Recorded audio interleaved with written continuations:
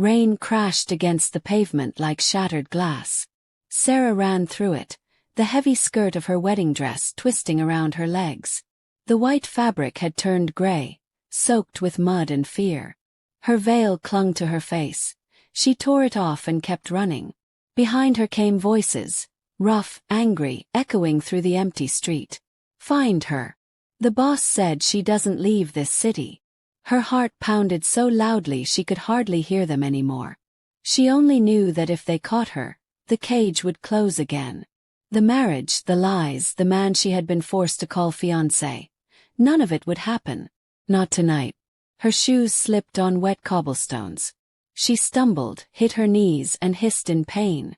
Blood mixed with rain, a thin red line crawling down her leg. She pushed herself up, trembling. Lights flashed at the corner. A car, black and still, engine humming softly. The windows were tinted. She couldn't see who sat inside. The world offered her one choice, one door in the storm. She hesitated only for a heartbeat. Then she ran to it, yanked the back door open, and threw herself inside. The door slammed shut, muting the storm to a dull roar. For a moment there was silence, only the ticking of the engine and her ragged breathing. The smell of leather filled her nose, sharp and expensive. She crouched low, pressing her back against the seat, trying to disappear. Her fingers shook as she pulled the soaked veil from her hair and shoved it under the seat. Her chest rose and fell too fast. Please drive. Please just go. Outside, footsteps splashed closer. The men were near. The driver's door opened. A man stepped in without saying a word. He didn't turn the key right away, he just sat there. The air inside the car changed. Denser, charged, dangerous. Rain slid down his coat as he reached for the steering wheel. A faint scent of smoke and metal clung to him. Sarah froze. Maybe he hadn't noticed her. Maybe. Close the door, Angel, he said, his voice calm and deep. Her throat closed up. He had seen her. She tried to speak, but only a broken whisper escaped. Please. I just. Start again, he said, still not looking at her. Who are you and why are you in my car? I needed to get away. He glanced into the rearview mirror. For the first time she saw his eyes. Dark gray, almost silver when the streetlight hit them. They weren't angry, but they weren't gentle either. They measured her the way a wolf might study a stray lamb. From who? He asked. From the man I was supposed to marry, she breathed. His brow twitched. And who would that be? Alaric Marchesi. The name hung in the air like thunder. The man's fingers flexed once on the wheel. A moment later, the car rolled forward into the rain. Seat belt, he ordered. She obeyed. They drove in silence, city lights blurring past. She didn't know whether he was saving her or delivering her to something worse, but for the first time that night, no one was chasing her. The stranger drove with calm precision, one hand on the wheel, eyes steady on the road ahead. The storm barely touched him. He seemed built from the same darkness that wrapped the city. Sarah sat rigid in the back seat, watching the water trail down the window. Every now and then she caught his reflection in the glass. Sharp jaw, a faint scar along his cheek, hair dark and slick from the rain. He looked older than her, maybe early 30s, the kind of man used to command. After several long minutes she whispered, "You're not taking me back, are you?" He didn't answer immediately. The windshield wipers swept once, twice. "No," he said at last. "If I were taking you back, you'd already be there. Then where are we going?" "Somewhere no one will find you until I decide otherwise." She wanted to ask his name, but fear held her tongue. Instead she stared at the seat in front of her. The leather was spotless. Everything about the car was deliberate, controlled. When he finally spoke again, his voice was lower. "You ran from Alaric Marchesi. That means you either have courage or a death wish." "Maybe both," she said before she could stop herself. For a second, silence, then a quiet sound that might have been amusement. He turned the car off a main road and onto a long drive lined with tall iron gates. They opened without a sound. Beyond them stood a house, No, a fortress, its windows glowing faint gold in the storm. What is this place? She whispered. My home. The car stopped under a stone arch. He got out, walked around, and opened her door. Rain poured down again, but he didn't seem to care. Out, he said. Sarah hesitated. You're not going to hurt me. If I wanted to, he said simply, we wouldn't be talking. Something in his tone, steady, certain, made her believe him. She stepped out. Cold water soaked through the hem of her dress. Her hair stuck to her face. He led her up marble steps to a door taller than either of them. When it opened, warm light spilled across the floor. Inside smelled of cedar, leather, and smoke. Everything gleamed. Black marble, gold trim, shadows dancing against stone walls. It was beautiful and terrifying at once. She turned to him. Why are you helping me? He shrugged out of his coat and tossed it aside. I'm not sure yet. Maybe I'm curious. Curious? Most people who run from Alaric Marchesi don't make it past the first block. You ran through half the city in a wedding dress. His gaze drifted down her torn gown. That's not something I see every day. I couldn't marry him, she said softly. He wasn't a man.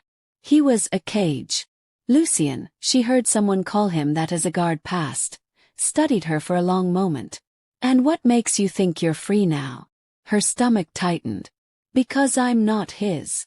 No, he agreed, you're not.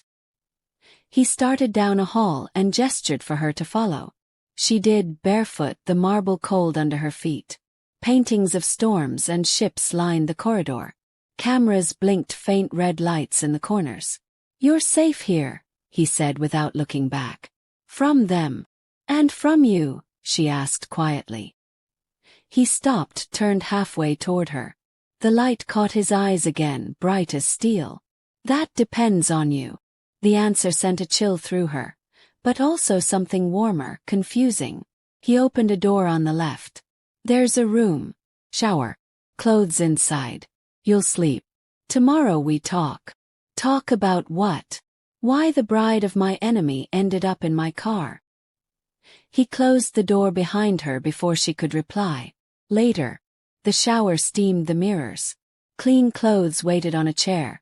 Soft gray sweater, loose pants, far too expensive for a stranger. When she caught her reflection, she hardly recognized herself.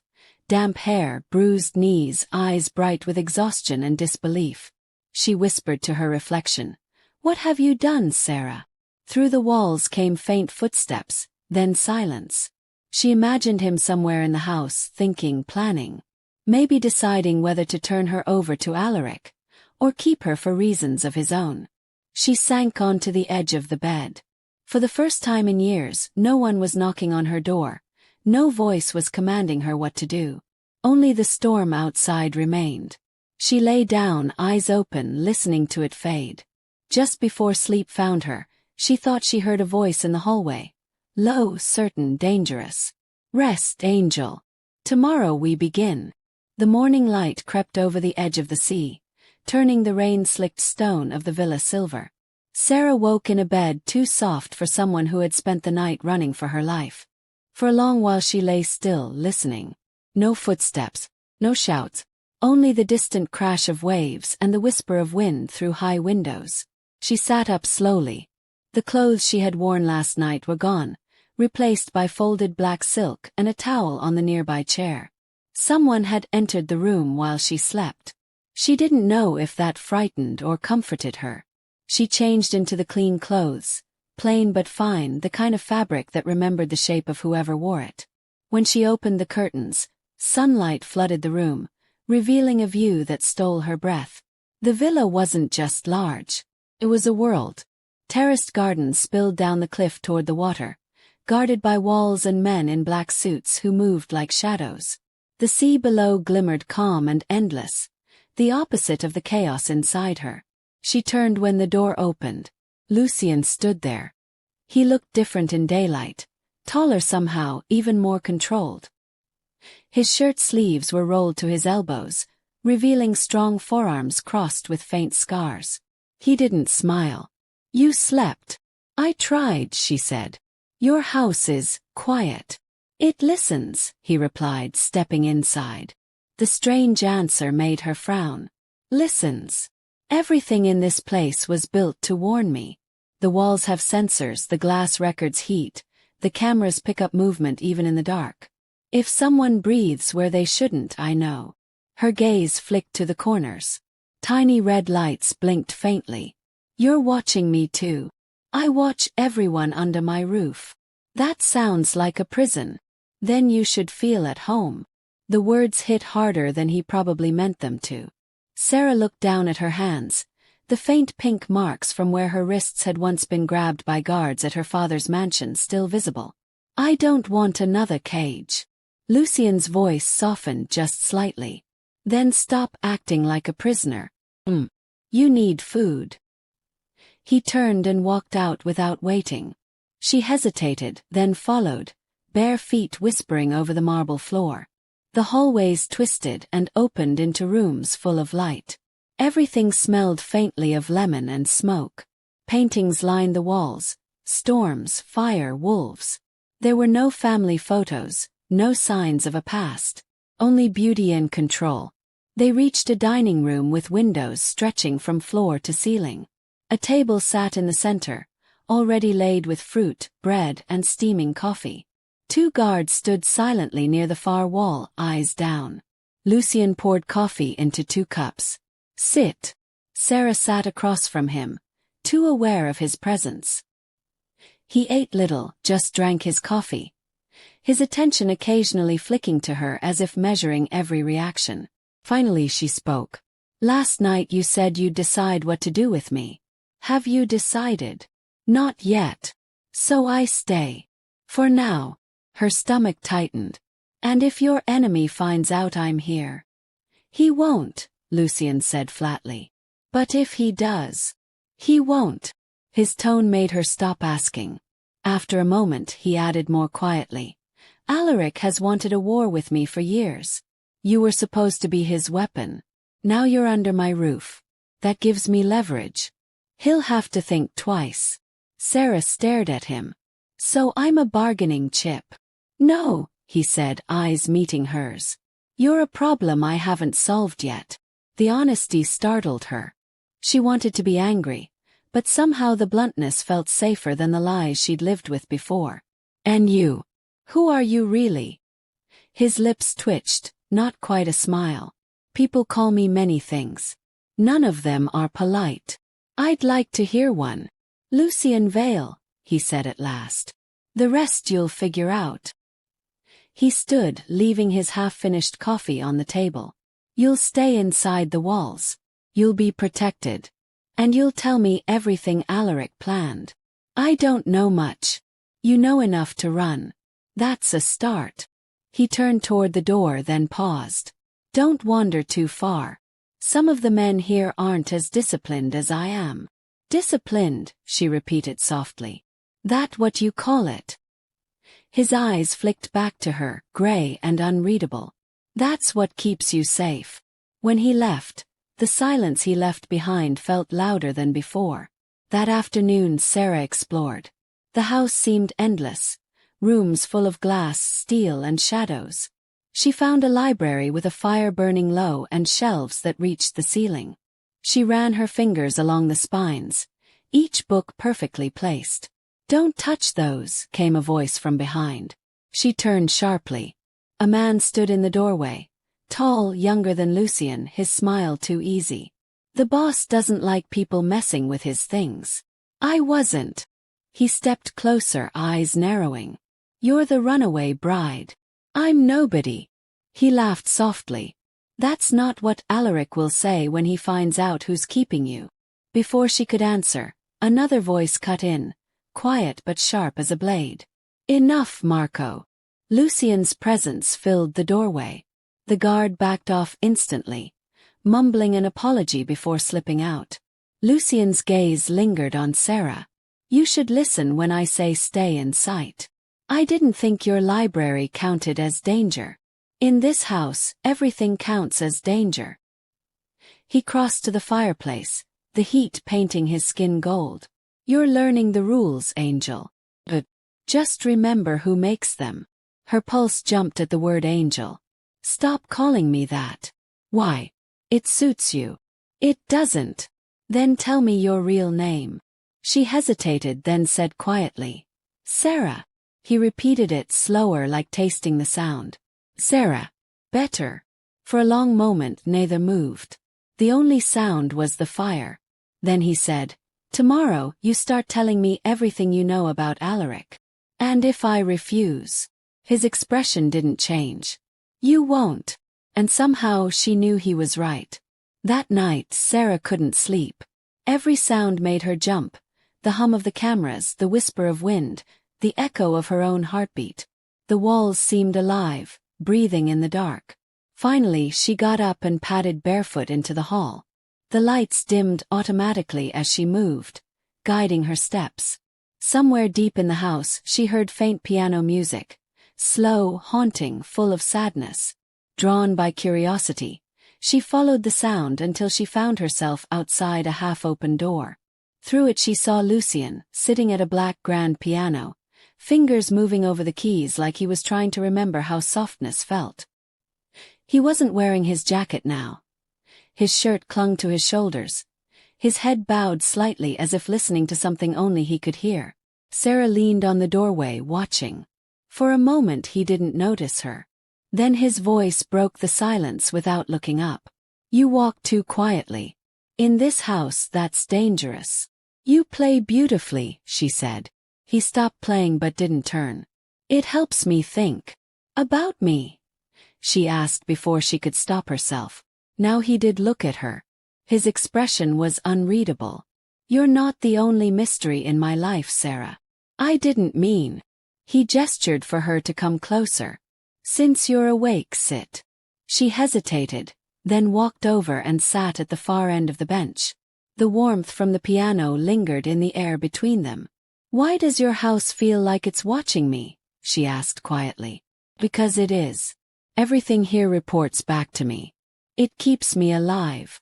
Or it keeps you alone. He looked at her sharply, then away. Maybe both. She studied his hands. They were strong, marked with old scars, but when they touched the keys they were precise, gentle. You don't seem like the monster people say you are. He gave a dry laugh. Give it time. I've seen monsters, she said. They don't play piano. He leaned back, one arm resting along the top of the bench. And what do they do, these monsters you've seen? They smile when you beg, she said simply. They make you believe obedience is love. For a long moment silence. Then his voice quiet.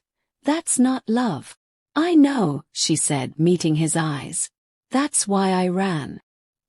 He studied her for so long she felt the air thicken. Then he rose and closed the piano lid with a soft click. Get some sleep, Sarah. Why did you save me? She asked, standing too. He stopped in the doorway. I didn't save you. I just didn't return you. That's the same thing. No, he said, turning halfway toward her. Saving someone makes you their hero. I'm no one's hero. When he left, she stood alone in the silent room, the echo of the piano still trembling in her chest. The next morning, the world outside the villa looked almost peaceful. The rain had cleared. From her window, she saw guards patrolling, men talking quietly near the gates, cars lined like soldiers. Sarah dressed and went downstairs. Lucien was waiting in the library, a folder open on the table. He gestured to the seat across from him. Sit.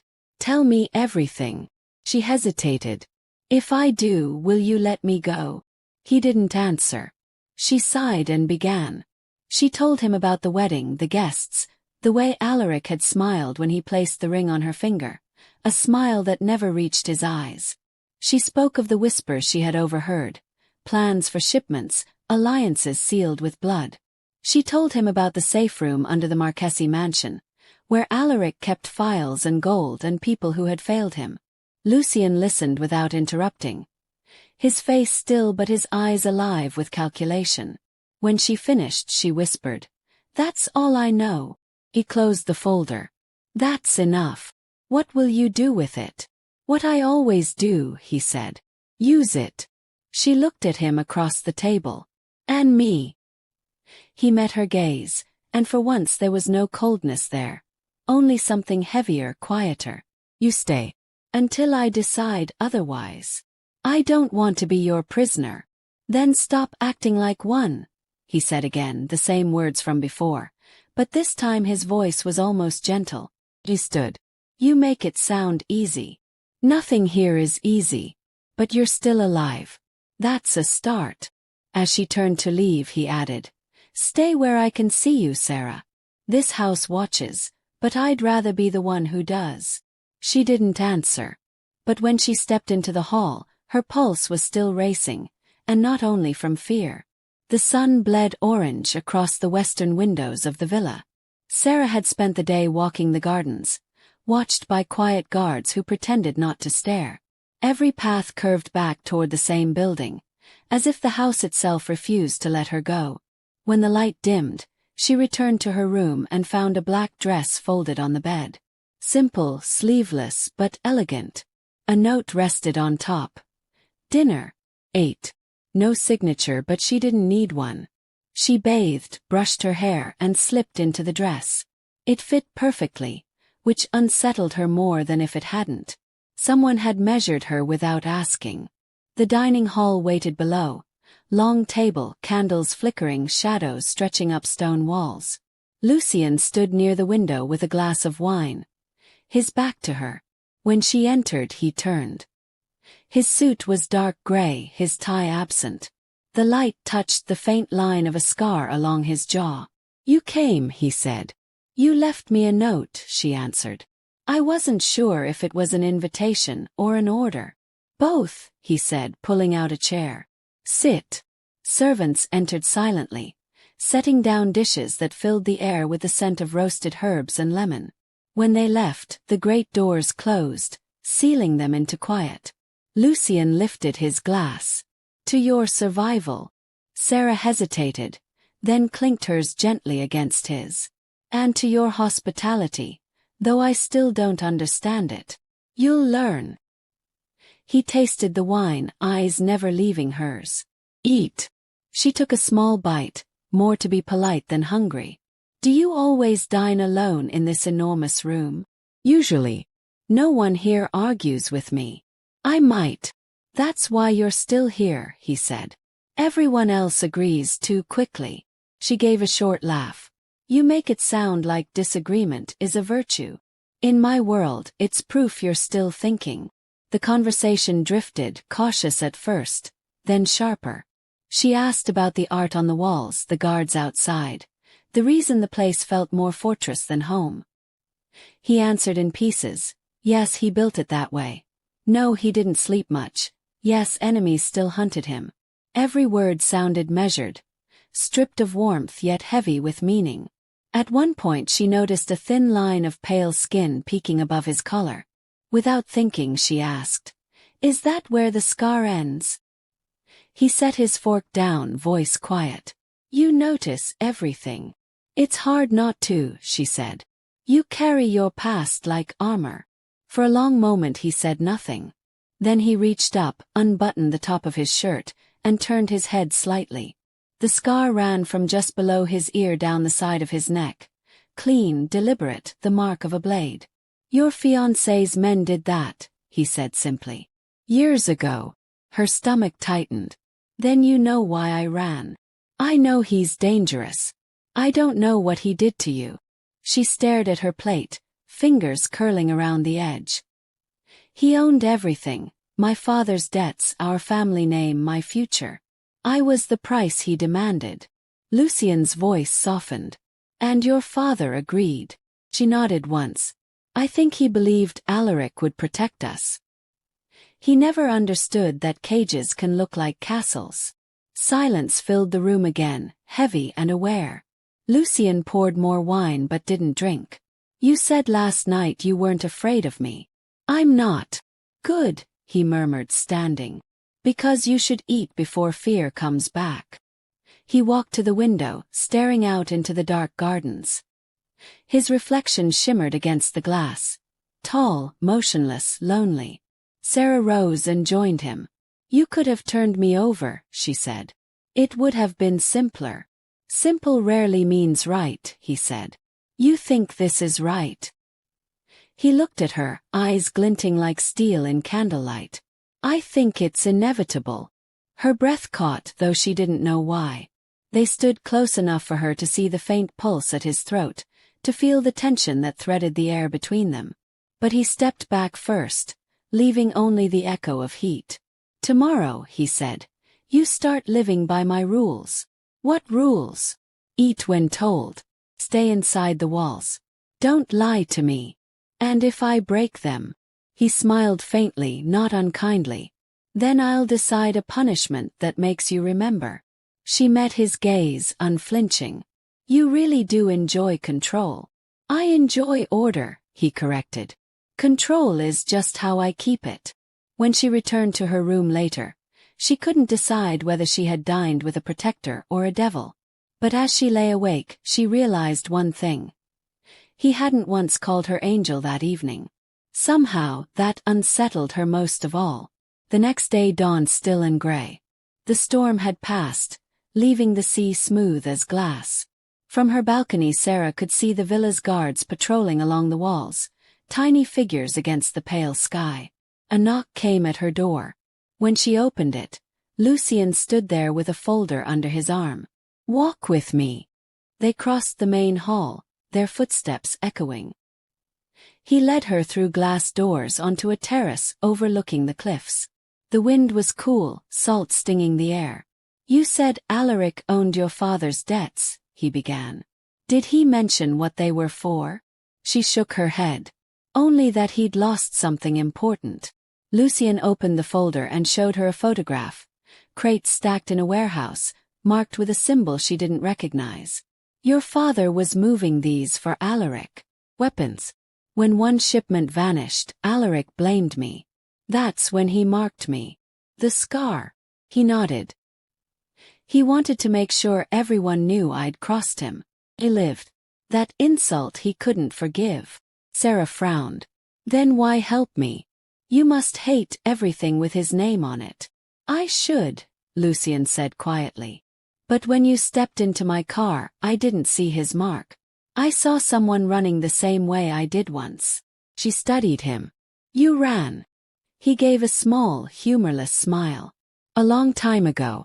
Before I learned it doesn't work. Why not? Because no matter how far you go, you take the fire with you. He closed the folder and looked out over the water. Tell me, Sarah, if you could go anywhere now, where would you go? She thought for a moment. Somewhere no one knows my name. That's not a place, he said. That's a dream. Maybe, she said. But dreams are what keep people moving. He looked at her again, and for the first time there was something softer in his expression, something almost human. You're braver than you think. I don't feel brave. Bravery rarely feels like it. Usually it feels like surviving when you shouldn't. They walked back inside. The corridors felt narrower, the shadows longer. As they passed the library, Sarah paused beside a portrait on the wall. A young man in uniform, eyes like Lucien's but lighter. Your brother, she asked. Lucien stopped. He was. What happened? Alaric happened, he said simply. That's another debt I haven't forgotten. Her voice dropped. You're planning revenge. He didn't deny it. Revenge keeps me disciplined. And what keeps you human? His gaze met hers. You shouldn't look for humanity in men like me. I already see it, she said. You just hide it well. He stared at her for a long heartbeat, then turned away. You're wasting your honesty on the wrong monster. I don't think monsters play piano, she whispered. He almost smiled again but caught himself. Go back to your room, Sarah. She crossed her arms. You keep sending me away. Because every time you stay, he said, voice low, I forget what I'm supposed to be doing. Her pulse skipped. And what are you supposed to be doing? Winning a war, not starting another. They stood in silence, the air between them thick with words neither dared speak. Finally, he exhaled and motioned toward the hall. Come. There's something I want to show you. He led her down a staircase into a lower wing she hadn't seen before. The air grew cooler, the walls lined with metal doors. It felt like walking into the heart of the house. He stopped before one of the rooms and opened it. Inside, screens glowed on every wall. Security feeds, maps, digital grids. Guards moved quietly between them. "This is how I see the world," Lucien said. "Every threat, every movement, every ally pretending not to be an enemy. It's a war room," she murmured. "It's my life." He pointed to one screen showing a familiar face. Alaric Marchesi, smiling beside a group of men at a gala. "That's your almost husband. He thinks you're dead." Sarah felt a strange calm settle over her. Let him keep thinking it. Lucien nodded slowly. "I will." He dismissed the guards with a glance until they were alone. "You said yesterday that cages can look like castles. This place isn't one yet. But if you stay, understand that every wall, every lock, exists to keep what's outside from getting in. And to keep what's inside from getting out," she asked. He studied her face. "Sometimes. I don't want to be trapped again," she said quietly. "Then don't chain yourself to fear," he replied. "Fear is the real cage." The words hung between them. She stepped closer, close enough to smell the faint smoke on his skin. "Why tell me all this? You barely know me. Because if I don't, you'll never trust me. And if you don't trust me, you'll die." She searched his eyes for deceit but found none, only exhaustion and something that looked dangerously like concern. When they returned upstairs, the sky had turned violet. At her door he stopped. "You'll have guards tonight," he said. "2 outside, 1 in the hall. Expecting trouble. Always." She hesitated. "Lucien." He looked at her. "Yes. If I tell you something about Alaric, something that could help you, will you promise not to use me as part of your revenge?" He didn't answer right away. "Tell me first." "His shipments," she said. "They're moving through a front company, Vernix Holdings. He keeps records in a private vault under the old cathedral. That's where he hides everything." Lucien's eyes darkened. "You're certain?" She nodded. "I saw the key myself." He reached out, brushed a strand of hair from her face before realizing he'd done it. "You just gave me the war I needed. Then you'll keep your promise." He lowered his hand slowly. "I don't break promises. But I can't promise peace." She exhaled. "That's enough." He stepped back, the command returning to his voice. "Get some rest. Tomorrow changes everything." When the door closed behind him, Sarah leaned against it, heart racing. Somewhere deep in the villa, alarms hummed softly, and she realized that for all his talk of protection, she was now part of something larger than escape. She was the spark that could burn 2 empires down. The first shot shattered the morning quiet. Sarah flinched at the sound before realizing it hadn't come from inside the villa but from the training field beyond the walls. When she stepped onto the balcony, she saw men lined in formation, firing into targets at the edge of the cliffs. The smell of gunpowder floated up through the salt air. Lucien stood apart from them, coat thrown over a railing, sunlight carving sharp lines across his shoulders. Even at a distance, he moved with the control she had come to recognize. Every motion measured, no waste, no hesitation. She watched him longer than she meant to. He saw her eventually. His head lifted, eyes finding her with unnerving precision. He didn't wave or speak, only nodded once before turning back to his men. Something stirred in her chest, something she didn't want to name. Later that morning she found him in the glass corridor that joined the old wing of the villa to the new. The hallway gleamed with mirrors and sunlight, reflections stretching in every direction. Felt like walking inside light. "You shouldn't be out here," he said without turning. His voice bounced softly off the walls. "I was curious," she answered. "I heard the shooting. Training. Routine. You train like you expect a war." He faced her then, gray eyes unreadable. Expecting war keeps us alive when peace is only decoration. I don't want to live in decoration either, she said. I want to live. The corner of his mouth twitched.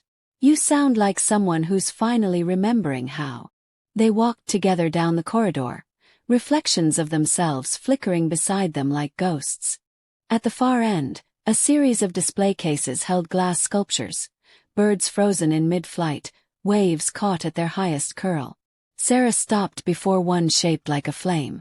Inside the clear glass, threads of crimson ran upward as if fire had been trapped there. It's beautiful, she whispered. It's fragile, Lucien corrected. It breaks if you breathe on it wrong. Then why keep it? He studied the sculpture for a moment. Because sometimes the fragile things remind me that I'm still human. She turned toward him, surprised by the quiet confession. You make it sound like being human is dangerous. For me it is. Because of Alaric. Because of everything, he said. Men like me survive by turning feeling into stone. But lately. He stopped himself, shaking his head. Forget it. Lately, she pressed gently. Lately I've been remembering what I tried to forget. His gaze slid toward her. That can get a man killed. She met his eyes steady. Maybe remembering is what keeps you alive. For a long moment neither moved. The sunlight between them turned to gold, the glass flame catching it and scattering it across the floor. When Lucien finally spoke, his tone had shifted.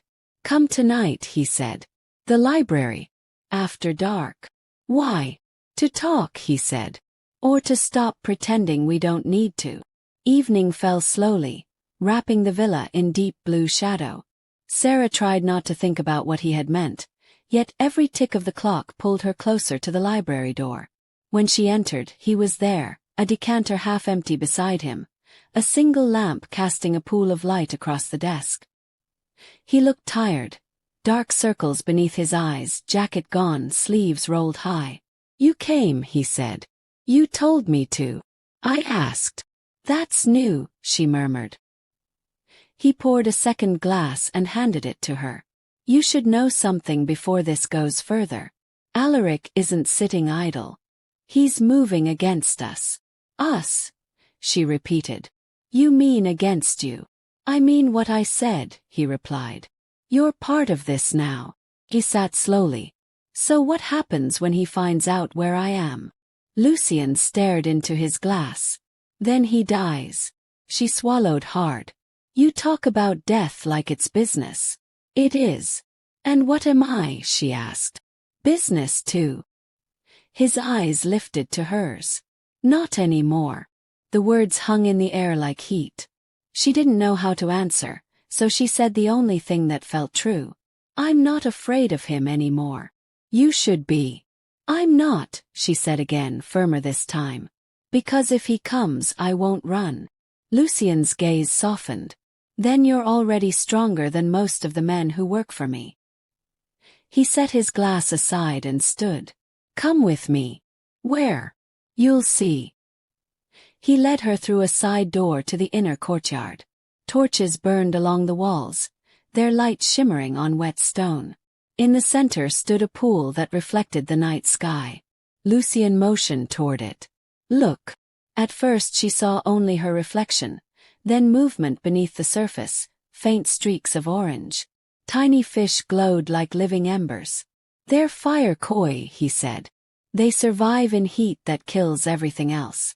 Their color only deepens the longer they live. They're beautiful. They're proof that survival can be beautiful, he said. Remember that when the world starts closing in again. Sarah turned toward him. The torchlight painted his face in gold and shadow. Why are you telling me all this? Because I want you to understand what happens next, he said. Alaric will test my boundaries. When he does, you'll stay behind these walls. You'll trust me. I already do. The simplicity of her answer caught him off guard. He took a step closer before catching himself. Go inside, Sarah. It's late. But when she turned to leave, he caught her wrist. Not hard, just enough for her to feel the warmth of his skin. You shouldn't trust me this easily. She met his gaze. Maybe you shouldn't make it so hard not to. He released her slowly, as if afraid of what might happen if he didn't. She walked back through the doors, pulse unsteady, the reflection of the fire koi still flickering in her mind. That night sleep didn't come. Every time she closed her eyes, she saw Lucien's hand reaching for hers and the way his voice had cracked just slightly when he told her to trust him. Thunder rolled far out at sea. The storm had returned by morning, rain sweeping across the terrace like a curtain. The villa dimmed to gray. Sarah found herself wandering the hallways again, restless. When she reached the library, the doors were open. Lucien stood by the window, watching the rain. "You're not training today?" she asked. He shook his head. "Too wet for the men. Even wolves rest when it pours. You don't look like you rest much." He turned, one eyebrow raised. "You've been watching me." "I live in your house," she said. "It's hard not to notice its owner." He studied her for a moment, then motioned toward the fire. "Sit before you freeze." She sat, drawing her knees close. The warmth eased the chill from her skin. Lucien stayed by the window, hands in his pockets. "Do you regret it?" she asked suddenly. "Regret what?" "Building all this. The guards, the cameras, the endless watching." He considered the question. "Regret is for people who think they had a choice. I built this because I didn't. You could choose differently now." He gave a faint smile. "Could I?" "Yes," she said. "You could choose to live instead of survive." He came closer, stopping in front of her chair. "And you, Sarah? What are you choosing?" "I don't know yet." He reached out, brushed a strand of hair from her face. His fingers were warm, her breath hitched. "Maybe you're choosing the wrong company." "Maybe I am," she whispered. "But I don't want to leave." Their eyes held, the silence heavy enough to break something. Rain hammered the windows, wind howling down the chimney. Then he pulled his hand back, jaw tight. "This is a mistake," he said. "Then why does it feel right?" "Because it's dangerous," he said quietly. "Everything that feels alive is." He stood. "I'm tired of being afraid of danger." Before he could answer, she stepped closer, close enough to smell the faint trace of smoke and cedar on his skin. Her heart thudded so loudly she was sure he could hear it. "Tell me to stop," she said. He didn't. His breath brushed her cheek. "Sarah." The space between them vanished. The kiss began softly, hesitant, uncertain, but deepened as if both had been holding it back for too long. The world outside dissolved into thunder and rain. His hands framed her face. Her fingers clutched his shirt. When they broke apart, neither spoke for a moment. She could still taste the rain on his lips. "This changes everything," he said at last. "Maybe it already did." He turned away, running a hand through his hair. "You don't know what you're starting." "Then show me," she said. Lucien laughed once, a low sound that wasn't quite humor. "You really don't fear anything." "I fear losing myself," she said. "But when I'm near you, I feel found." He looked at her sharply, then softer. "You shouldn't make me believe that." "Why?" "Because belief makes men like me weak." She stepped closer again, voice steady. "Maybe weakness is what makes you human." For a heartbeat he almost smiled.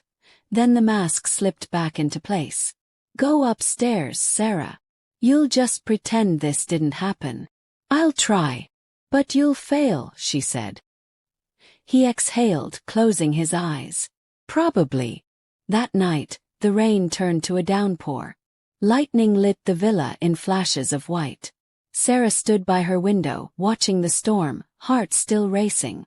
Somewhere below, she imagined him doing the same, pacing, drinking, trying not to think about what they'd done. But she couldn't undo it. The kiss lived between them now like a secret flame, fragile and impossible to extinguish. When she finally lay down, exhaustion pulled her under.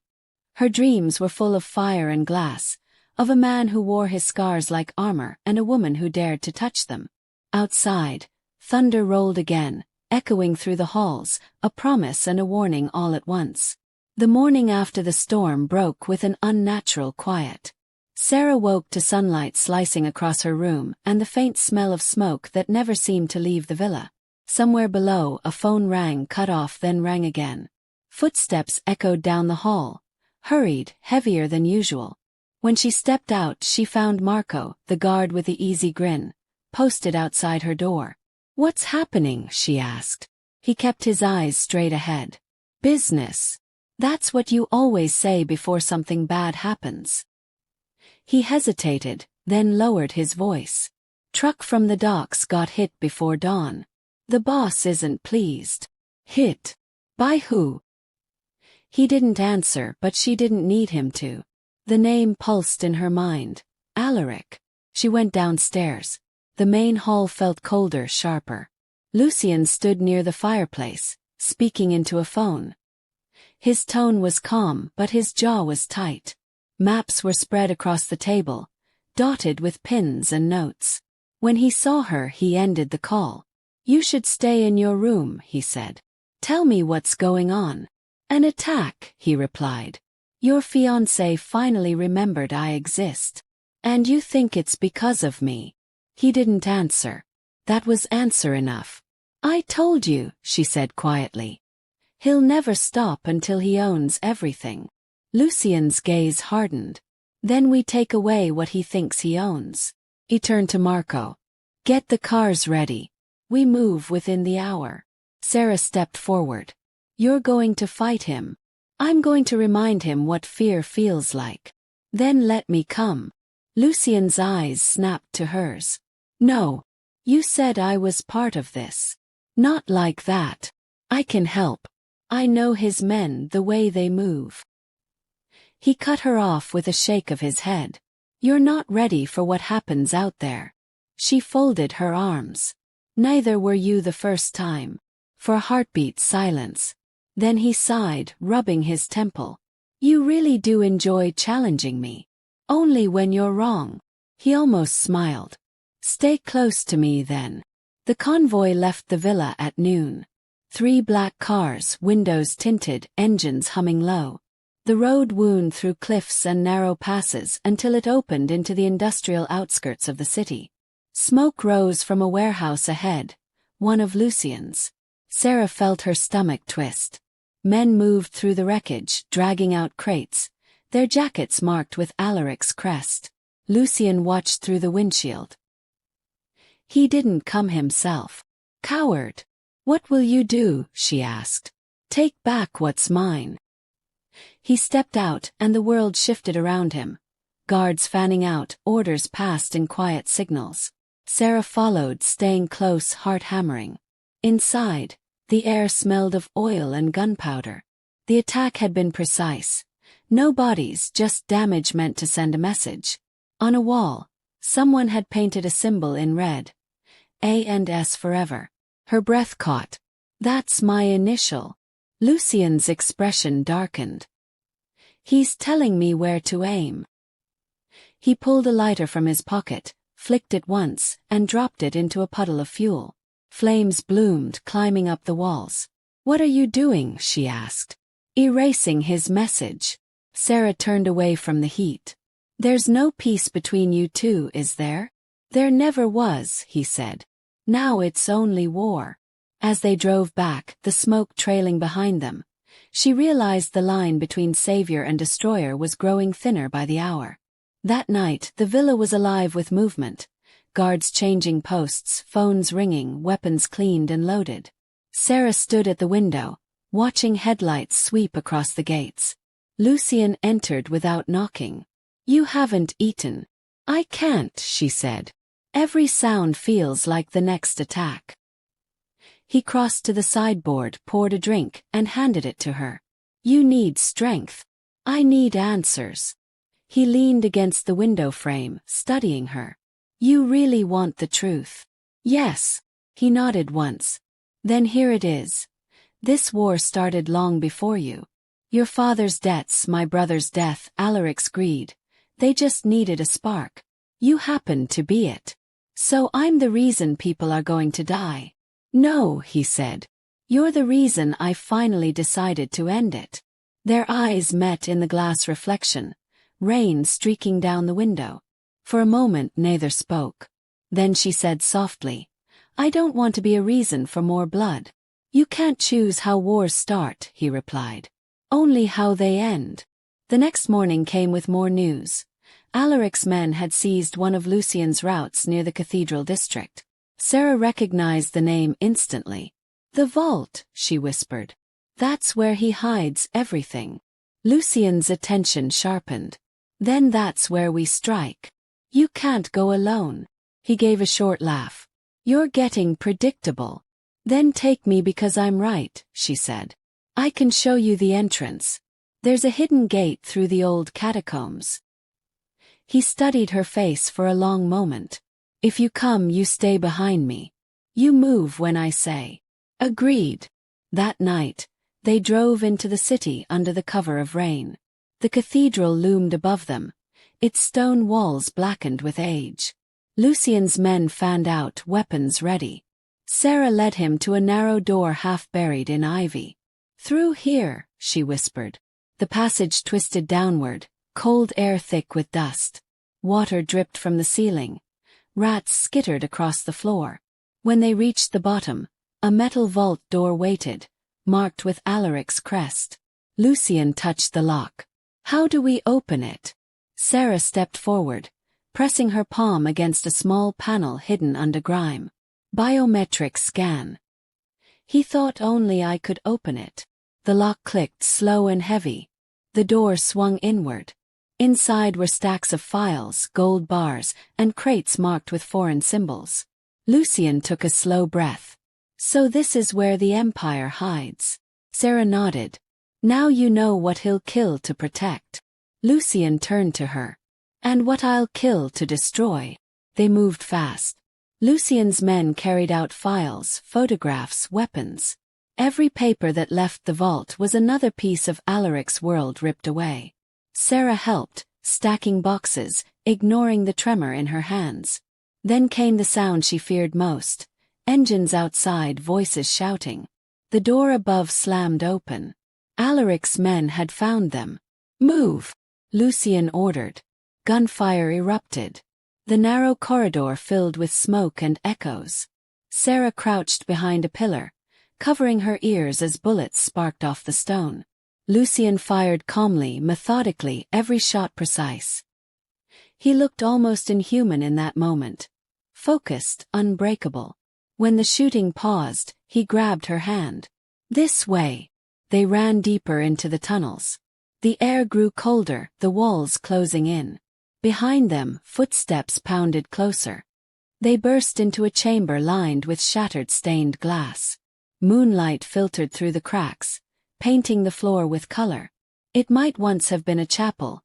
Now it was only ruins. Lucien checked his weapon, empty. Out of bullets. Sarah saw movement in the doorway. Alaric himself stepped through, flanked by 2 guards. His suit was immaculate. His smile cruelly calm. I should have known you'd hide behind my bride, he said. You always did like stealing what isn't yours. Lucien's eyes narrowed. She was never yours. Alaric's gaze shifted to Sarah. You think this man cares about you? He'll use you until he wins, then bury you with the rest of his mistakes. Sarah straightened, trembling but steady. At least he didn't build his empire out of cages.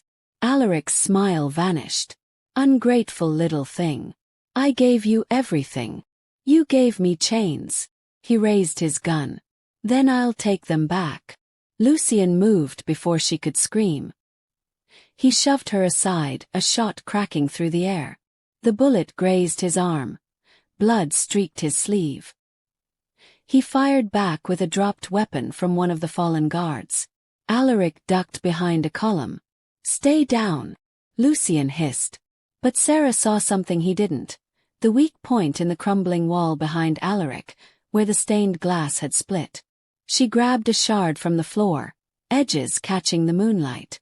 When Alaric stepped out to aim again, she threw it with all her strength. The glass spun once, striking his face, slicing across his cheek. He shouted, staggering. Lucien didn't hesitate. 2 shots rang out. Alaric fell, gun clattering from his hand. For a long moment there was only the sound of rain dripping through the broken roof. Sarah stared at the man who had once called her his bride. His blood pooled across the tiles, mingling with fragments of colored glass. Red, blue, gold, all the shades of freedom. Lucien lowered his gun. "It's over." "No," she whispered. "It's finished." She knelt, staring at her reflection in the blood-streaked glass. "I thought I'd feel nothing," she said. "But I feel clean." Lucien wiped his weapon, voice quiet. "You didn't kill him because of me. You did it because of you." Sarah looked up at him, rain soaking through the cracks above, falling in cold lines down his face. "What happens now?" He extended his uninjured hand. "Now you stop running." She took it. Together they walked out of the ruined chapel, leaving the corpse and the old life behind. The storm outside had passed, leaving the air washed clear. They reached the surface as dawn broke. The city glowed faintly pink in the distance. Lucien's men loaded the last of the recovered files into trucks. When they saw Sarah and Lucien emerge, blood-stained but alive, they lowered their heads in silent acknowledgement. Lucien spoke quietly to Marco. "Burn the vault. Nothing left behind." Sarah watched the flames rise again, higher this time, consuming everything that had once belonged to Alaric. It felt like the end of something vast and cruel. When the last truck drove off, she turned to Lucien. "You said this war started long before me. Does it end with me too?" He looked at her, weary but calm. "It ends with both of us. You wanted freedom. I wanted peace. Maybe they're the same thing." They stood watching the smoke curl into the pale sky until only ashes remained. That night, back at the villa, silence filled the halls. The guards had gone. The house, once a fortress, seemed to breathe easier. Sarah sat on the edge of the great dining table where it had all begun. Her torn dress clung to her skin, streaked with soot. Lucien approached, bandage around his arm. "You should rest," he said. "So should you." He poured 2 glasses of wine, handed her one. 2 endings. She raised hers. "And beginnings." They drank in silence, the crackle of the fireplace filling the room. Then she said softly, "You called me your problem once. And now I think I'm your solution." Lucien smiled for the first time. A real one, small and tired but real. "You might be right." He reached out, fingers brushing hers, no command this time, no order, just touch. The same hands that had once drawn blood now rested lightly against her skin. And for the first time since the night she ran through the storm, Sarah didn't flinch. Outside, dawn returned again, pale gold spilling through the windows. The war was over. What came next neither of them knew, but for once, the house didn't feel like it was watching. It simply stood quiet, as if letting them breathe. And in that quiet, the bride and the Blood King finally stood as equals. The villa was quiet again, but not with peace, only exhaustion. Sarah wandered the hallways barefoot, her hair still damp from the rain. Every corridor smelled faintly of smoke and salt. The men who had survived were gone, sent to their homes or to new assignments. Only she and Lucien remained, surrounded by a silence so heavy it felt alive. In the library, the fire had burned low. Lucien sat in the same chair where she had first seen him play the piano, a half-empty glass at his elbow. The light flickered over his face, tracing the tired lines beneath his eyes. His suit jacket hung over the back of the chair. His sleeve was rolled to his elbow, revealing the bandage that wrapped his arm. "You should sleep," she said quietly from the doorway. "So should you," he replied without looking up. She walked closer, the sound of her footsteps soft on the rug. "You won, Lucien. It's over." He gave a short, humorless laugh. "Winning doesn't feel like I thought it would. Because he's dead. Because he's gone," he said. "And I'm still here." Sarah stood beside him, watching the fire. You've carried revenge for years. It's natural to feel empty now that it's done. He looked at her. And you? What do you feel? She thought about the blood on the cathedral floor, the glass, the way her hands had trembled. Free. Scared. Alive. All at once.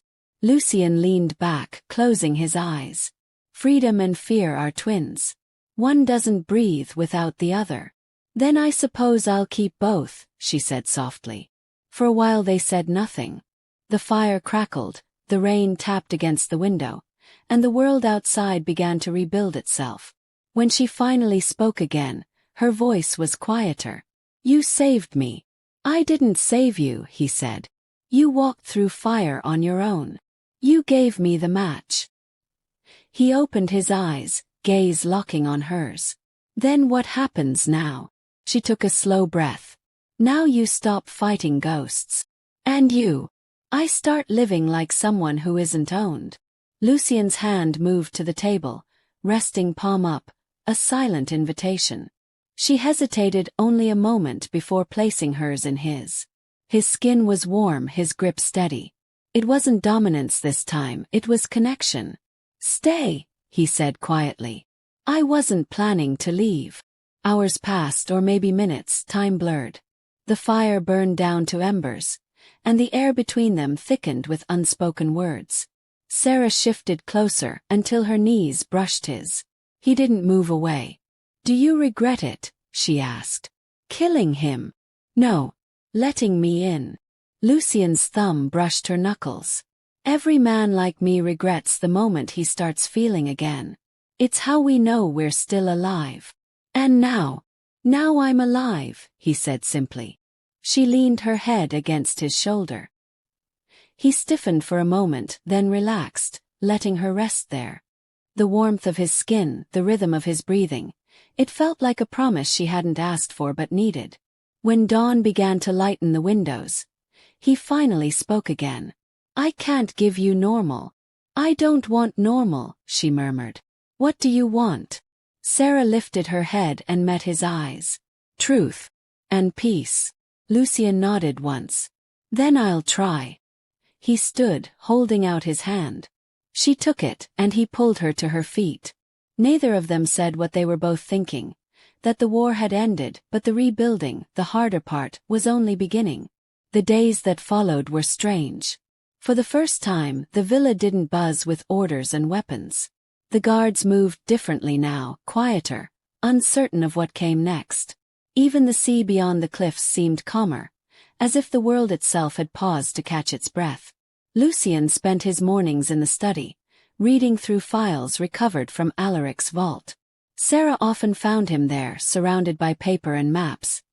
His focus sharp and cold again.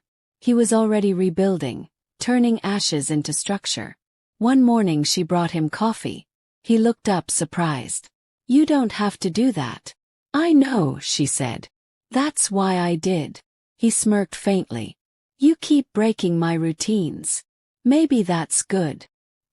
He took a sip, then gestured toward the papers.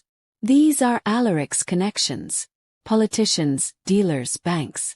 All rotten. All waiting for someone to claim them. Are you going to? He leaned back.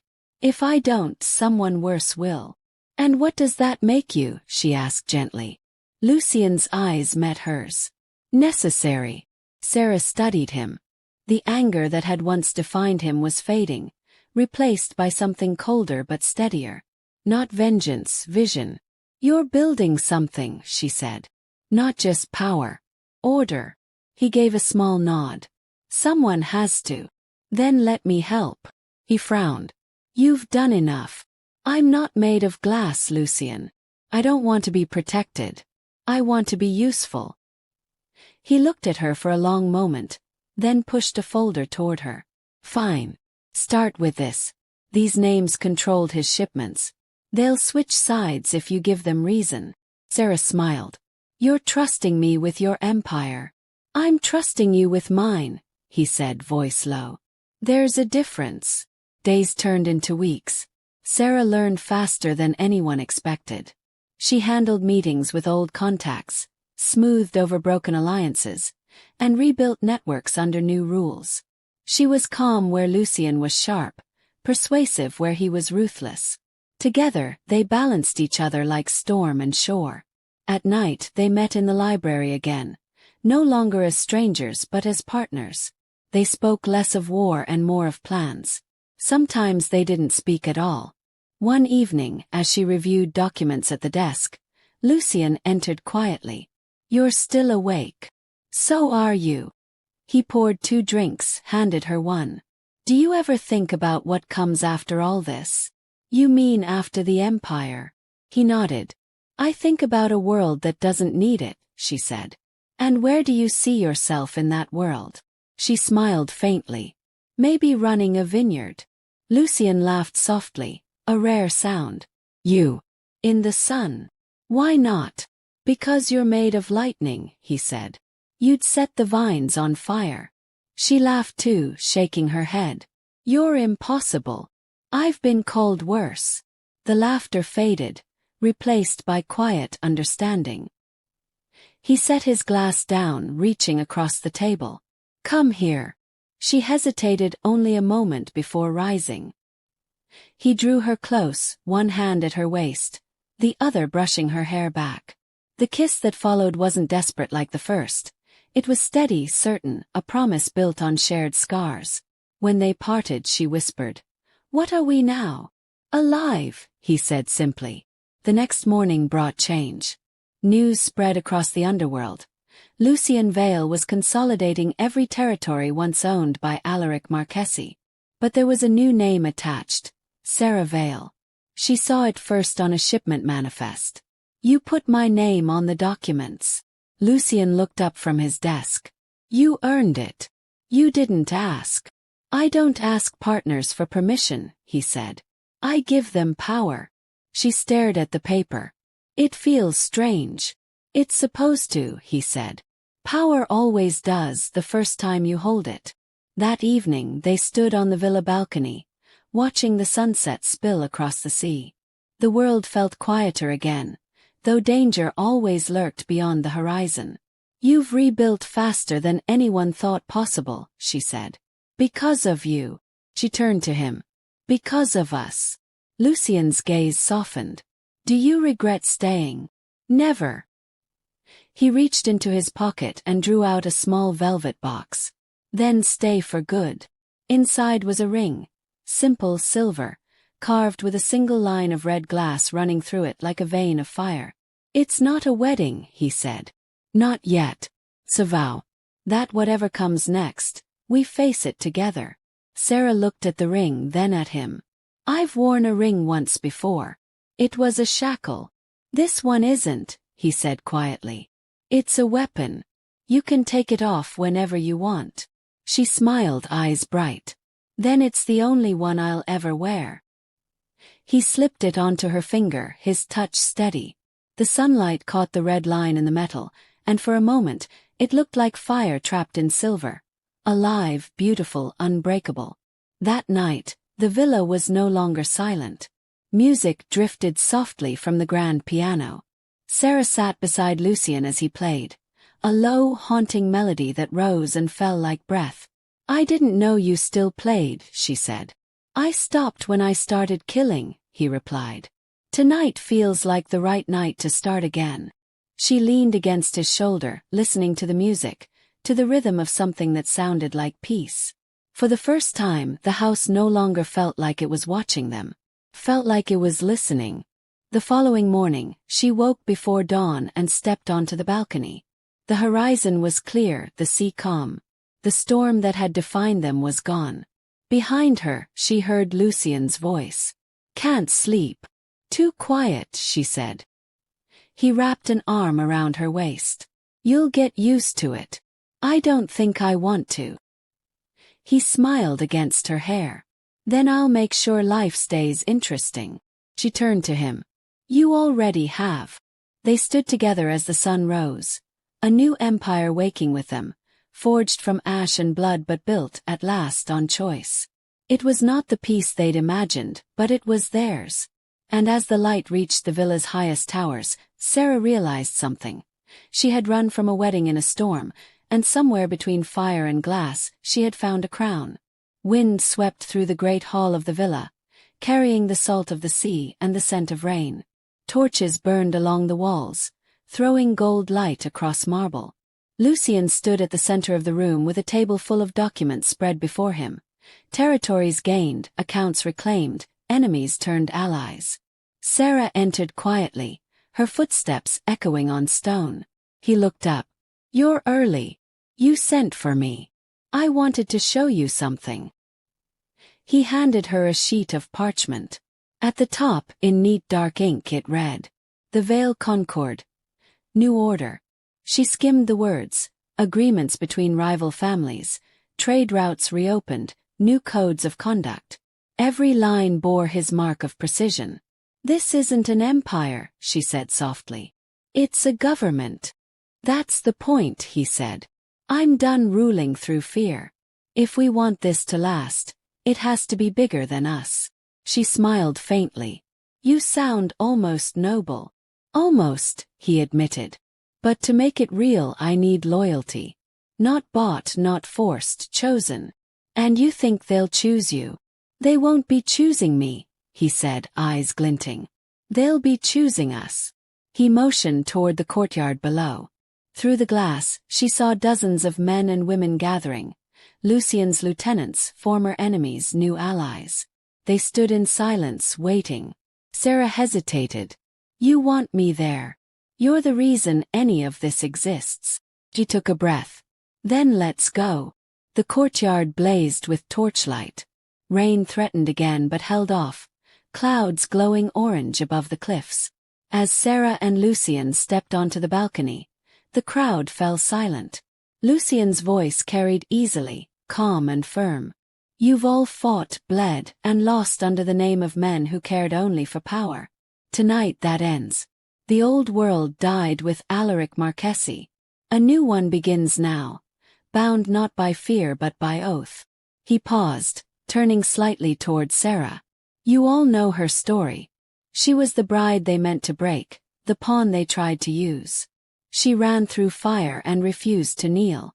She's not a symbol. She's the proof that no one controls what's free." A ripple moved through the crowd.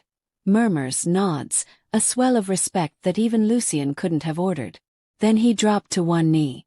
The motion was so sudden that Sarah froze. The torches flickered, reflecting in his silver-gray eyes. "I don't serve gods," he said, voice low but steady. "I serve my queen." The words fell heavy as thunder. For a heartbeat no one breathed. Then one by one the others followed. Kneeling, heads bowed, voices rising in unison.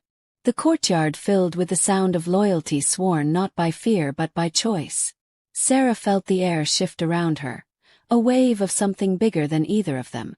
She stepped forward, her voice strong. "If you kneel, you rise as equals. This empire belongs to all of us, or it means nothing." The crowd answered with a shout that shook the villa walls. Lucien stood again, meeting her gaze. "You've just rewritten my world. You gave me the ink," she said. He took her hand, raising it before the crowd. "Then let them see their ruler." Later, the courtyard emptied, leaving only the soft hiss of rain on stone. Sarah and Lucien walked together beneath the colonnade. "You meant every word," she said. "So did you. Then it's real." "It's real," he agreed. They stopped near a pillar where vines climbed toward the roof. Water dripped from the leaves onto her shoulder. He brushed it away without thinking. "What are you thinking?" he asked quietly. "That I never thought I'd stand here," she said. "Free, alive, with someone kneeling for me instead of trying to cage me." He smiled faintly. "I didn't kneel for you. I knelt for us." She leaned in and kissed him. Slow, certain, no hesitation this time. When they pulled apart, she whispered, "Then let's see what we can build from this." Over the next days, the villa transformed. Papers and blueprints covered every table. New allies came and went through the gates. Sarah stood beside Lucien at each meeting, no longer an observer but a leader in her own right. Some resisted at first, older men unused to answering to a woman. But she had a way of disarming them, a quiet smile, a single precise question, a truth too sharp to ignore. Even Lucien watched her sometimes with a kind of awe. One evening after the last meeting ended, he said, "They follow you. They follow you. They follow both of us," he corrected. "Which means they'll never betray us easily." Sarah traced her fingers along the edge of the map. "We should make it official." "How?" "With vows," she said. "Not to the Empire. To each other." He looked at her. "You mean marriage?" "I mean choice," she said. "We started this with fire. Let's seal it with will." The day of the ceremony arrived without warning. No invitations, no guests in gowns, no flowers. Only storm clouds over the sea and torches burning black and gold along the terrace. Sarah wore no white, only a dress of deep silver that shimmered like armor when she moved. Her hair was braided with a thin thread of crimson silk. Lucien waited for her at the edge of the terrace, dressed in black, no tie, no crown. When she joined him, he took her hands. The air smelled of rain and smoke, the wind heavy with salt. "This isn't a wedding the world will understand," he said. "It's not for the world," she replied. "It's for us." A single witness stood behind them. Marco, loyal to the last, holding a small book bound in leather. "I'm not much of a priest," he said with a grin. "You're more honest than most," Lucien replied. Marco opened the book anyway. "Then speak your vows." Lucien looked at her. His voice low but certain. "You came to me running from chains. I didn't free you. You freed me. You taught me that power without purpose is just noise. I promise you silence when you need it, and war when you ask for it." Sarah smiled faintly, eyes bright. "You came to me wearing scars like armor. I didn't heal you. I just made you stop hiding them. I promise you truth even when it hurts, and fire even when you think you've turned to stone." Marco closed the book. "That's better than any vow I've heard." "Rings." Lucien pulled from his pocket 2 bands, simple steel circles etched with the same red line as hers from before. He slid one onto her finger, and she did the same. Thunder rolled above them like applause from the sky. Marco raised his voice. "Then by the laws of your own making, I pronounce what's already true, partners in blood and flame. May the world learn to fear your peace." He stepped back. The wind caught Sarah's veil of silver thread, wrapping it around Lucien's wrist like a binding. Neither of them moved to undo it. "Looks like the storm approves," she said. "Then let's give it something worth blessing." They kissed as lightning flashed over the sea, a blaze of white light that turned the sky into glass. The world below might have crumbled, but on that terrace, only they existed, 2 rulers forged from everything the fire had spared. Later that night, the celebration wasn't a feast or a dance. It was a gathering of soldiers and survivors drinking in the hall, laughter replacing the sound of gunfire. Sarah moved among them easily, laughing when Marco toasted her with rum. "To the queen who made the devil smile," he shouted. Lucien only shook his head, half smiling indeed. "Careful," he warned. "She might start believing it." Sarah leaned close to him. "You already do." "Maybe," he said softly.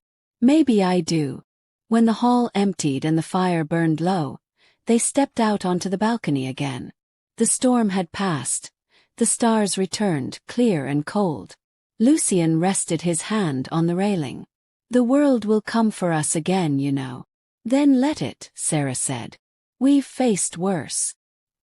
He glanced at her ring, gleaming faintly in the starlight. "Does it feel like a shackle yet?" She smiled. "It feels like a weapon." He slipped his arm around her shoulders. "Then we're ready for whatever comes next." As dawn crept over the sea, the new rulers of the underworld stood side by side. The torches had burned down to smoke, and the villa, once a fortress of fear, now felt like something alive, pulsing with new purpose. Below, the first of their ships left the harbor under new flags, a symbol of flame inside a ring, the emblem of the Veil Concord. Sarah watched them go. "It's strange," she said. "I thought freedom would mean leaving everything behind. But now it feels like building." Lucian nodded. Freedom isn't escape. It's creation. She turned to him, smiling. Then we've just begun. He kissed her forehead. The world won't know what to do with us. Good, she said. Let it learn. The sun rose higher, lighting the water in gold. The sound of waves echoed against the cliffs like applause. The black wedding had ended, not in ruin, but in the quiet birth of something enduring. And for the first time, both of them understood that survival had only ever been the beginning. The sea lay quiet beneath the cliffs, reflecting the pale morning light. Inside the villa, the world had slowed into a rare rhythm. No gunfire, no meetings, only the hum of rebuilding. Sarah sat on the edge of the bed, sunlight catching in her hair.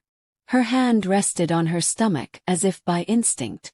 She didn't yet dare to say it aloud, but she knew. Lucian entered quietly, still half asleep, a shirt unbuttoned at the throat. His voice rough from silence. "You're awake early." "I couldn't sleep," she said. He sat beside her, brushing her hair off her shoulder. "You look worried." She turned to him, eyes bright. "I'm not worried. Just surprised." He frowned. "Sarah." She took his hand and placed it against her stomach. "There's something you should know." Took him a moment to understand. Then his eyes widened, disbelief flickering into something softer. "Are you sure?" She nodded. "I checked twice." Lucian said nothing.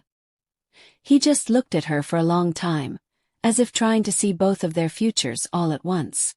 Then he exhaled and pulled her into his arms. For a moment, all the sharpness left him. The warlord, the ruler, the weapon. What held her was only the man. The news changed everything in ways neither of them expected. Sarah felt the villa itself shift around her. Guards began to move differently. Protective, quieter. Marco brought in doctors and midwives under false names. The halls that had once echoed with gunfire now echoed with softer sounds. Laughter, footsteps, life. Lucian became cautious in a way that unsettled her. He cut his meetings shorter, left his weapons locked away, and refused to let her walk alone even to the garden. First it made her smile. Later it made her restless. One evening, she found him in the courtyard, staring out over the water. The torches burned low, wind tugging at his coat. "You're watching the sea again," she said. "You do that when you're thinking too much." He didn't turn. "The sea listens. People don't." She stepped closer. "What are you afraid of?" "That I don't know how to protect peace," he said quietly. "I only ever learned how to protect war." Sarah touched his arm. "Then learn with me." He turned finally, his expression torn between pride and something fragile. "If anything ever happened to you." "Stop," she said, pressing a finger to his lips. "Don't finish that sentence. You promised truth, remember. Truth doesn't fear what hasn't happened." He caught her hand, kissed her palm. "Then here's my truth. Everything I built means nothing compared to this." She smiled. "Then stop building and start living." Weeks passed. The pregnancy brought change that neither of them could control. Sarah's once sharp pace slowed. Her dresses grew looser. Lucian became more present but more distant, never far from her side, yet trapped in his thoughts. One morning, she found him painting in the study. The canvas was half finished, a swirl of red and gold that almost looked like fire. "I didn't know you painted," she said. He kept his eyes on the brush. "Only when I don't know what else to do with my hands." She smiled. "What is it supposed to be?" He looked at the canvas. "Ooh. Or what you've done to me." She stepped closer. "It looks like chaos." "It is," he said. "You turned my order into chaos and somehow made it make sense." She laughed softly, touching his cheek.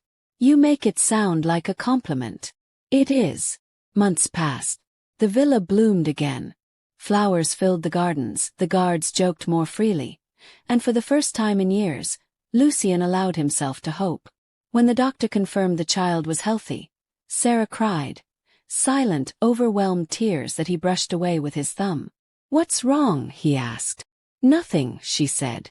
It's just, I never thought I'd live long enough to see something new begin. Lucian kissed her forehead. You'll see everything. The night before the child was born, a storm rose, the kind that shook windows and rattled doors. Sarah woke with pain and fear tangled together. Lucian was there instantly, calling for help, holding her hand until the first cry cut through thunder. Daughter. Small, fierce, alive. Lucian looked at her as if the world had stopped. She's fire, he whispered. She's hope, Sarah said. They named her Lyra, after the constellation that meant song. That night, as rain hammered the windows, Sarah lay awake listening to her daughter breathe. For the first time, the world felt both safe and infinite. Peace lasted 6 months. It began with whispers, missing shipments, bribes turned down, messages that never reached their destinations. Lucian tried to ignore them at first, choosing instead to focus on Sarah and Lyra. But by the time autumn returned, the whispers had turned into patterns. One evening, Marco entered the library, his expression grim. Someone's bleeding us from the inside. Lucian looked up from the reports. Names. Too many. Whoever it is, they're close. They know our routes, our codes. Lucian leaned back, eyes narrowing. Find them. Quietly. Sarah entered as Marco left. Another problem. Nothing that will reach us, Lucian said, but the lie didn't fool her. She set Lyra down in her cradle by the fire, the baby gurgling softly. You said that before the last war. This isn't war. Then what is it? He hesitated. A warning. The days grew colder. The villa's calm turned uneasy. Guards began doubling patrols. Meetings moved behind locked doors. Sarah watched it all from the balcony, holding Lyra close, feeling the chill seep deeper into her bones. She found Lucian late one night in the war room, the old one deep below the villa where screens glowed in blue light. He was staring at a map filled with red marks. How long have you been down here? She asked. Too long, he said. Someone's cutting off our supply lines. Alaric is gone. Who else would dare? He turned to her, eyes shadowed. Someone who learned from him. She frowned. You think it's one of ours? I know it is. Sarah stepped closer. Then let me help. No, his tone was sharper than he meant. Not with Lyra here. She met his gaze, steady. You forget, I survived worse than secrets. He sighed, rubbing a hand over his face. You shouldn't have to. But I choose to. He studied her for a moment, then nodded. Fine. We'll do it together. Over the next week, they traced the pattern back to its source. Small inconsistencies, names erased, codes rerouted. Each thread led closer to the villa. Finally, one night, the last piece fell into place. A shipment marked for the docks that never arrived. The message had come from inside the estate itself. Lucian's expression turned to steel. Marco. He called his second-in-command into the room. The man entered, calm as always. You've been with me since the beginning, Lucian said. You've saved my life more times than I can count. So I'm asking you once.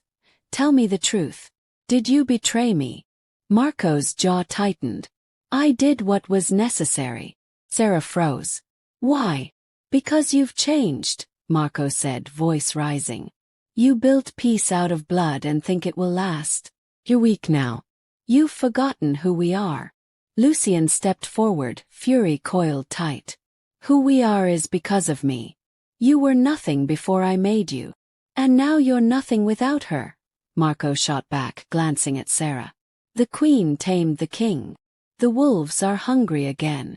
The words cut deep, but Lucian didn't flinch. You're right about one thing, he said. I changed. Because peace was worth more than fear. He drew his gun, but Sarah stopped him. No. He looked at her, breath hard. He betrayed us. He betrayed what we were, she said. Don't kill what we've become. For a moment time stood still. The old Lucian, the one built from war, burned behind his eyes. Then he lowered the gun. Leave, he said. If I see you again, I won't stop myself. Marco hesitated, then gave a bitter smile. You'll regret that. Maybe, Lucien said. But you'll never stand here again. Marco left.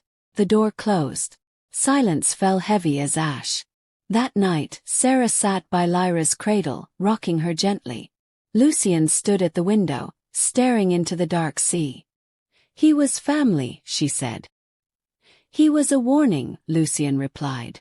You spared him. I spared myself. She looked at him. From what? From becoming what I used to be. Sarah rose, walking to him. Then don't look at this as betrayal.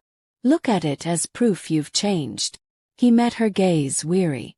Peace feels fragile. It always will, she said. But so are we. And we're still here. Winter came early that year. Snow dusted the cliffs and roof tiles, turning the villa white. Lyra learned to crawl. Her laughter echoed down the halls. Sarah often found Lucien watching her from a distance, something like wonder on his face. She's fearless, he said one afternoon. She gets that from you. He smiled faintly. And her stubbornness from you. They stood together, watching their daughter chase sunlight across the floor. For a moment, the world was simple again. Just 3 people in a house that had forgotten how to bleed. But outside the gates, the first signs of rebellion stirred. Small, quiet, unseen. Marco's words echoed like a ghost. The wolves are hungry again. That night, after Lyra had fallen asleep, Sarah and Lucien sat by the fire. He poured wine, but his thoughts were elsewhere. What happens if the peace breaks? She asked. Then we fight again, he said softly. But this time for something that matters. She reached for his hand. You already have something that matters. He squeezed her fingers. Then we'll protect it. They sat in silence, the firelight painting their faces gold. Outside, snow continued to fall, burying the world in white. Inside, the ghosts of war waited at the edges of the quiet, but for now they stayed away. The first sign came before dawn, one flash on the outer cameras, then another. The security feeds flickered and went black. Lucien woke instantly. Years of instinct didn't need alarms. He was on his feet before the second flicker. The sea wind howled outside the windows, carrying a sound he hadn't heard in years. Engines, too many, too close. Sarah woke to his movement. What is it? He was already pulling on his coat. The storm broke.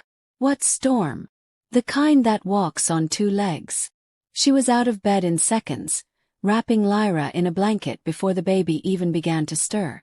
We can leave through the tunnels. No, Lucien said sharply. That's what they'll expect. She stopped, reading the look in his eyes. The calm of the man who had fought and lived through too many wars. The calm before destruction. Then what do we do? She asked. He looked at her and the sleeping child in her arms. We hold our ground.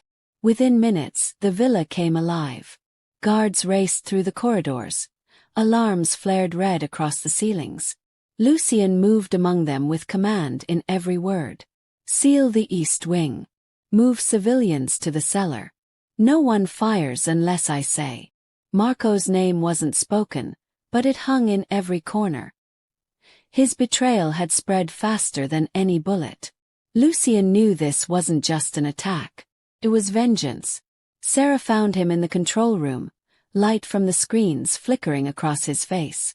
She placed Lyra in the arms of a trusted nurse. She'll stay below. I'm staying here. No, he said. Yes, she answered. I'm not hiding while our home burns. Their eyes met, neither blinking. Then he nodded once. Stay close. Outside, engines roared up the hill. The outer gates exploded in a burst of fire and smoke. The villa shook.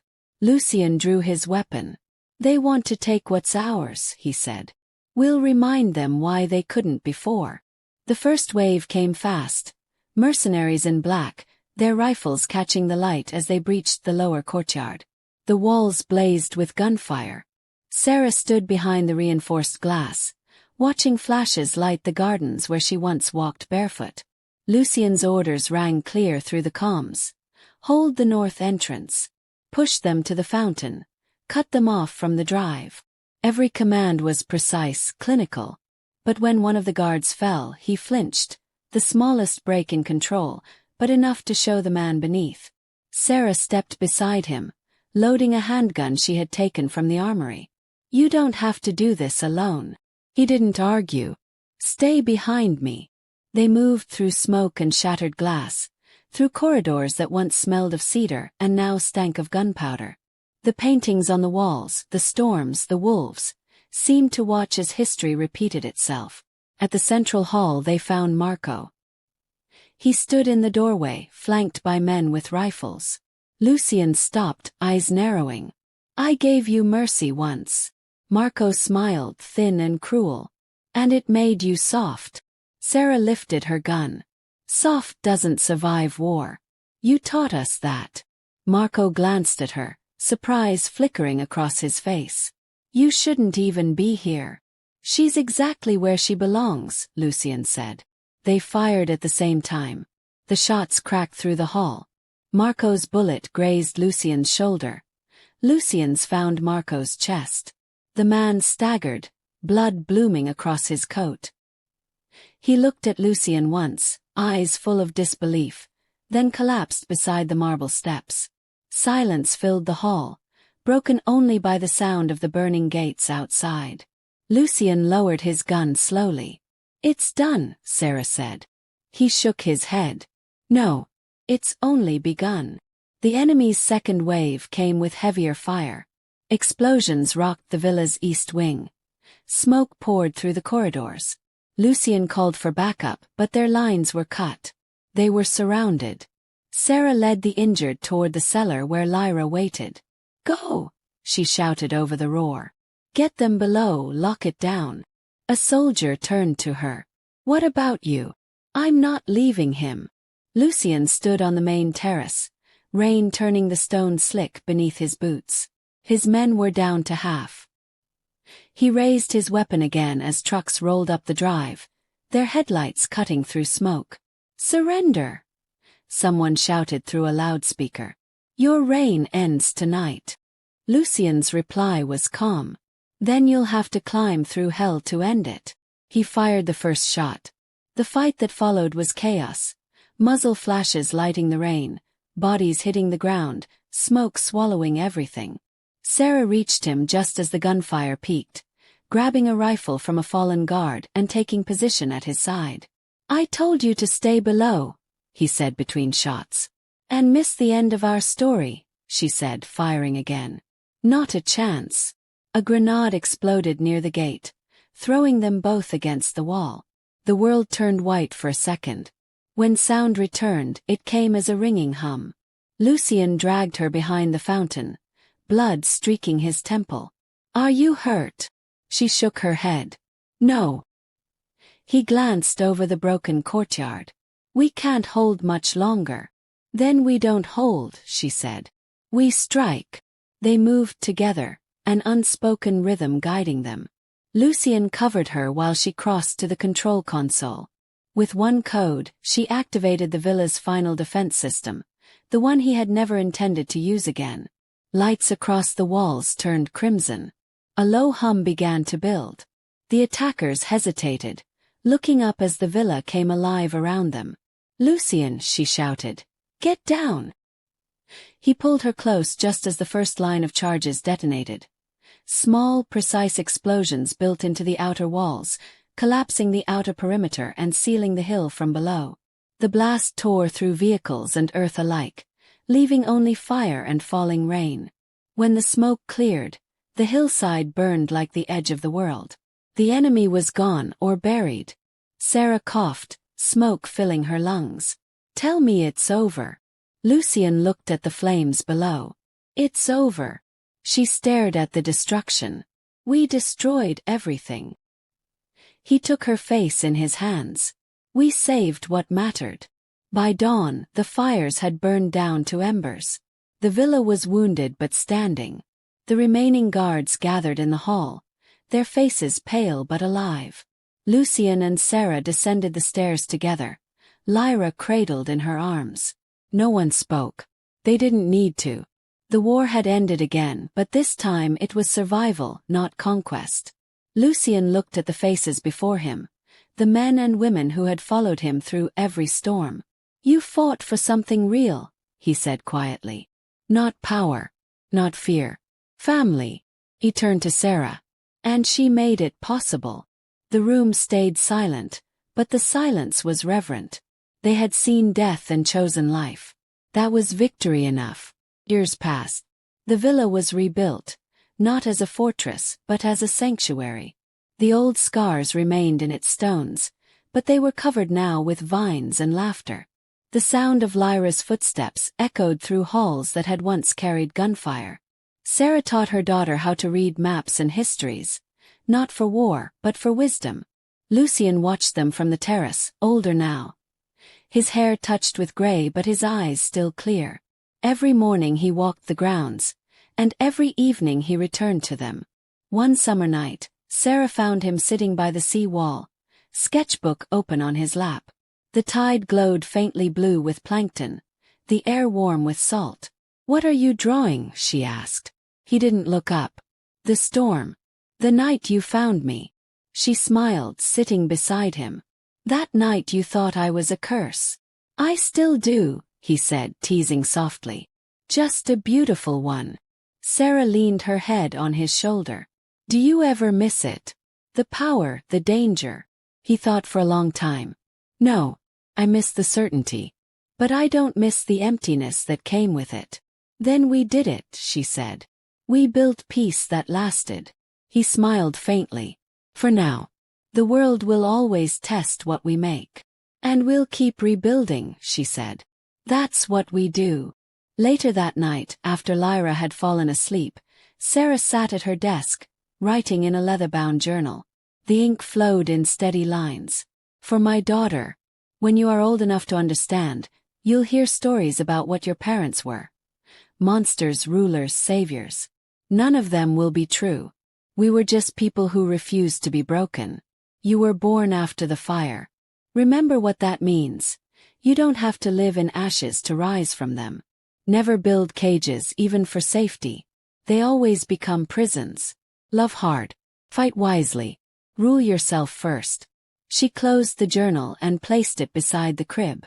Outside, thunder murmured far away, but it never reached the villa. The storms came and went, and the house stood quietly against them. As the years turned, Lyra grew. She had her mother's eyes and her father's quiet strength. She wandered the halls asking questions about everything: the portraits, the scars on the walls, the ruins below the cliff. One evening, she found the painting Lucian had once made of Sarah, red and gold swirling into flame. "Who's that?" she asked. Sarah smiled. "That's what your father saw when he looked at me." "And what did you see when you looked at him?" Sarah thought about it. "Fire. But fire that finally learned how to warm instead of burn." Lyra tilted her head. "Can fire be good?" "If you use it to build," Sarah said. When Lyra turned 12, Lucian gave her a small box.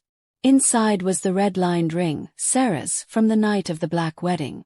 "It belonged to your mother," he said. "It means choice." Lyra slipped it on, the metal loose around her finger. "Will I rule one day?" Lucian smiled. "Rule? Maybe. But lead. Always." He grinned. "Then I'll build something bigger than you did." "That's the point," he said. "Each generation builds something better." Years later, when Sarah walked through the villa's halls in the quiet of dusk, she found Lucian asleep in his chair, the sea light spilling across him. The warlord was gone. What remained was peace shaped into a man. She kissed his temple and whispered, "Rest. I'll keep watch." Outside, the horizon glowed with the last fire of the setting sun. The world they had once fought to survive now breathed because of them. Lyra grew into that world, a world of strength without cruelty, of order without fear. People spoke her parents' names with reverence, though she never let them forget they were only human. Sometimes at night, she would read her mother's journal by candlelight. One line stood out more than any other. "I was not saved. I was forged." She whispered it to herself, a promise and a prayer. Neither will I.